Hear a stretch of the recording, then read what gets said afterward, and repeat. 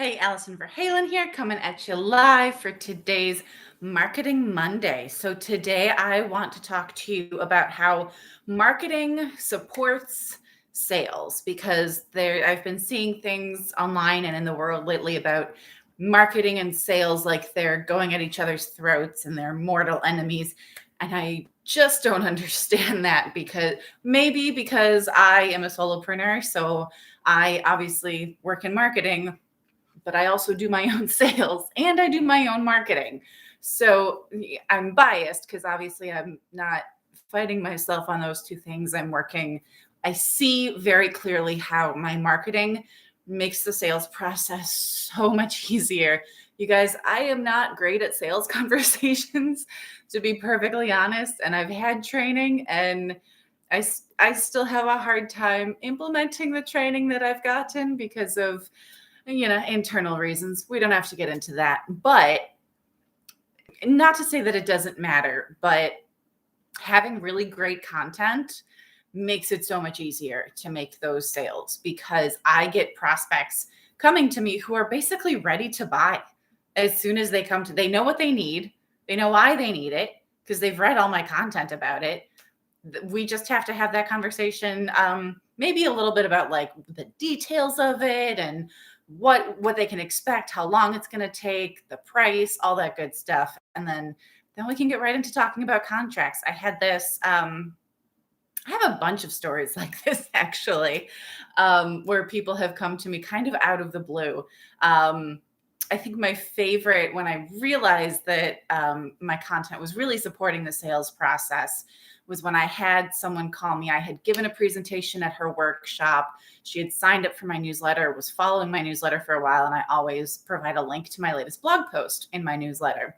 So she was reading all my blog posts, and by the time she called me and wanted to hire me to write blog posts for her, she already knew the value of the longer blog posts, which obviously is more expensive because I'm putting more work into those. But she knew how important it was because of all the educating that my content does for my prospects. So she upsold herself. I didn't even have to. She was like, all right, I know this is important. What's it going to cost me? And we got to get straight into talking about the contracts, getting into the legal stuff, getting paid. It was so easy. I had another client who called me out of the blue because he found me on Google. And we had 2 phone conversations that were not even that long. And boom, I had a new client and he paid right away. He was an awesome client because he knew what he needed. And he had found me online, had explored my website, had seen a bunch of great content and wanted to buy from me. It was super easy. So I am going to talk a little bit about, what is sales? What is marketing? How can marketing help support your sales? How can you do this for yourself, right? So let's start with sales, right? Sales is the process of getting a prospect to buy your product or service, right? This is it. This is when you're making money. Usually involves at least a phone call, at least for those of us who provide services, right? If you're in the e-commerce business, if someone can click a button that says buy and automatically transfer money to you, awesome, good for you. That's not my world. And that is not the world of most of my clients. Most of us have to actually talk to a real life person, again, either over Zoom or over the phone. We have to have that conversation. It involves building a much more personal connection with the prospect, right? So a good salesperson, I think a lot of us think sales is kind of icky, and I think I still have a lot of this internalized despite knowing consciously this is not actually the case. We think sales is icky because we think of people being really pushy and pushing us to buy something that we don't really want to buy. That's not what a good salesperson does. A good salesperson should be asking you questions that reveal your pain points. So they're getting a good idea of what it is that's bothering you, what's keeping you up at night. Why did you come to them? Why did you schedule this meeting, right? Because if you scheduled the meeting, you have to have some interest in buying from them or at least knowing more about them. Now in that conversation, they have to A, learn more about you, and B, tell you more about them and whatever it is they're offering so that you know the value of what it is they're offering and why you want to work with them over someone else. That can take a while. I think most of my sales conversations take about half an hour. And that's with people who, again, know me, have been following my newsletter, have attended my presentations, have been at a million networking events with me, right? So that's not the entire process that I go through. A lot of people, when they do go through that entire process from beginning to end in one conversation, it can take a lot longer than half an hour, right? Unless you're really practiced at it. So that's something, like I said, I mean, we all know that line from Glenn Ross, the ABC slogan, always be closing, right? It's a real salesperson is not always closing. A lot of their time is spent identifying and qualifying leads and making sure that whatever it is you're about to offer is actually a good fit for this person, because not everyone is a good fit for you. Again, especially when you're providing professional services, when you're in a B2B industry, not every lead is a good lead for you. And a lot of their time can often be spent educating leads. What is the benefit of this? Why should I invest in it? What outcome can I expect? Someone who might be a good prospect might not understand the value of what is being offered. So you have to kind of walk them through that process. And again, like I said, I own my own business, so I don't get paid at all if I don't make a sale. A lot of salespeople, if they work for a larger company, they get paid on commission, meaning they don't get paid until they make a sale, or they get a significant bonus when they make a sale. So for a lot of us who are in sales, our livelihoods depend on this, if not our lives exactly. All right, so what is marketing? So we know what sales is. I think the biggest difference between sales and marketing is sales is very one-on-one, right? You got to have that one-on-one conversation with people. Marketing is talking to a broader audience. You are building that relationship. You are educating those prospects. You are gaining those prospects and leading them through the funnel on a larger scale rather than one person at a time, right? So it's much more, it is much more efficient. It doesn't always feel that way when you have to create a ton of content and then get one lead, right? But it's so much easier to convert that lead when they've read all that content. And again, when done right, it should be much more than just one prospect reading that particular piece of content, or series of content, series of blog posts and newsletters and social media posts, right? Hopefully it's a bunch of people, and then you get one lead, and then you get another lead, and then another, and you get those sales because you've done that work in marketing. The problem with marketing is that, so in sales, you can say, hey, I got this sale, right? Made X amount of dollars for the company. My commission is whatever percentage, right? So it's very clear cut. Marketing is a little bit harder. Now, there are ways to tell in marketing how much a piece of content earned you. I saw this in They Ask You Answer by Marcus Sheridan, which I reviewed a few weeks ago. Awesome book. And he talked about using HubSpot to track where not only general, like how many people are coming to his website, how many people, how many views he got on a particular blog post or web page, but each individual person he could track and say, excuse me.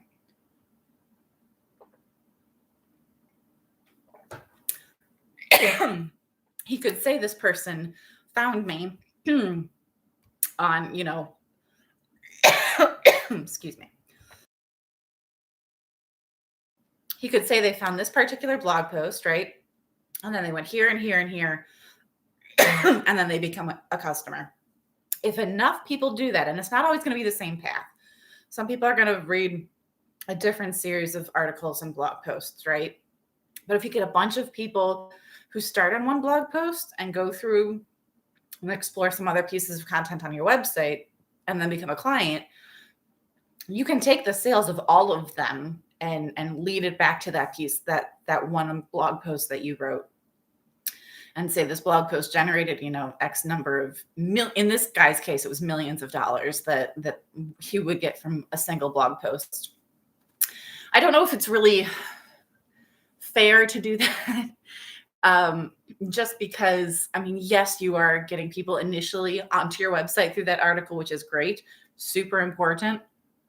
But there's also a lot of heavy lifting that's being done by the rest of the pieces of content, right? So that's hooking them. That's getting people to your website, which is a big step, but you still have to lead them through that funnel and get them to actually, sign up for a consultation, a phone call, click that buy button, whatever it is you need them to do.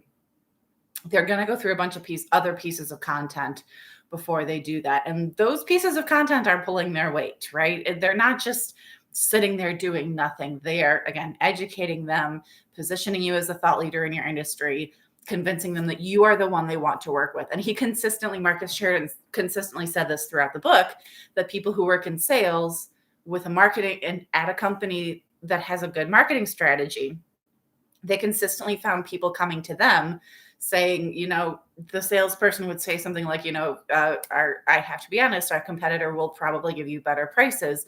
And the prospect would go, I don't care. I want to work with you because I know you, I like you, I trust you, which leads me to my next point, building that KLT factor, the know, like, trust factor, right? We all know that people work with people they know, like, and trust. I call it the KLT factor because I like to do that.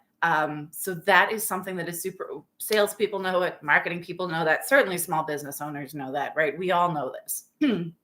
Super important to get that trust, because if we're handing over our dollars, we better trust that you're going to fulfill your end of the bargain. So marketing, again, in sales, you do that one-on-one. That can take a lot of time. I mean, it's doable, but it's very time consuming to do that one person at a time. Whereas, again, with content, you're doing that to everyone who watches your videos, everyone who sees your presentation, everyone who reads a certain blog post, newsletter, social media post, whatever it might be, right? All of them really know, like, and trust you. And you can, again, lead them through the funnel as a group as opposed to one at a time, which leads me to my next point, the marketing funnel. I don't know if I want to say the marketing funnel versus the sales funnel. They are a little bit different. It's more like the marketing funnel leads into the sales funnel, right? So when they get to the end of the marketing funnel, they should be ready to buy, or at least almost ready to buy, right? Then they get into the sales funnel, which is super awesome for your sales team because they basically skip a few steps. Because if they already know, like, and trust you, they're already educated on what it is you do and the value you provide. You've put all this work into it. They've read all this content. They've seen all these videos and presentations. They're, if the funnel is this big, if this is, here's where most people are entering and here's where most people are leaving the funnel, people who come in from the marketing funnel are entering the sales funnel here. They're in the middle, so much closer, so much more ready to buy than someone who comes in completely cold, whether that's a cold sales call, a networking event, however it is they're first encountering you at the beginning of that sales process. You get to skip that with a good marketing strategy because you're building brand awareness. And again, that's the other problem with marketing, right? So we talk a lot about impressions and clicks and all these different ways that we measure success. Doesn't sound as sexy as, I just made this sale and it made this much money for the company, right? But those impressions and clicks should lead to business. So again, whole other section of metrics for marketing. I do have a whole other video and a whole blog post about that you can check out, but it is something, I think that's one of the problems of, like, sales versus marketing is sales gets a lot of that attention because, they're making money for the company, whereas marketing is spending money. And it's like, we don't have that sexy dollar amount that we can apply to our business or the strategy that we're implementing. But impressions and clicks are not nothing, especially if they lead to people reaching out for a phone call, for a consultation, whatever it is you want them to do to enter the sales funnel. So that is a lot of where the problem is, I think, in that marketing versus sales conversation. But by understanding what those marketing metrics really are, and B, measuring them to make sure they're really getting results, because lots of people get impressions and clicks and spend a lot of money and it does not convert to dollars. That means there's something wrong with your content. There's something wrong with your marketing funnel. There's something wrong with your call to action. Something in that marketing strategy is not working. So you want to look at your data and see where the problem is. But when it's working well, it should absolutely convert to more dollars. So know those metrics and track them and see how they are having an impact on your sales funnel. Finally, last but certainly not least, using marketing content in the sales process, right? So for example, I get asked about AI software a lot and what that means for the future of my job as a writer, right? So if someone asks me that in a sales conversation, in an email, I don't have to spend time writing up a whole email with all my thoughts on this. Again, I can say, oh, yeah, great question. Glad you asked. I actually covered that in this blog post over here. You might want to check that out. And I can include a link in the email and ta-da, there we go. I'm done. Took me a few seconds. And now I've got them on my website. I have them looking at my content, which again has a call to action, leading them through the funnel. Same with following up, right? So we've all had those follow-up emails of someone, maybe you had a conversation, maybe they needed to work some stuff out, maybe they said they needed to think about it.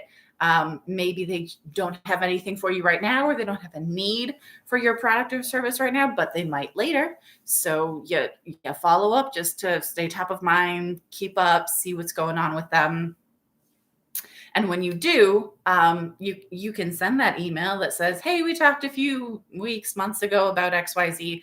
Just wanted to check in and see if you're any closer to making a decision. Please don't hesitate to let me know if you have any questions, right? So we've all sent that email. I know I'm guilty, right? And you try so hard to not sound like you're harassing them. And yet at the end of the day, in that email, you're still harassing them. You're not providing any value. You're trying to get a sale. They know it. You know it.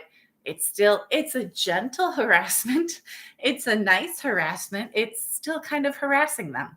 By contrast, when you've got great content, you could say, hey, we talked a few weeks, months ago about, your challenges with, let's say, putting money aside for your kids' college fund.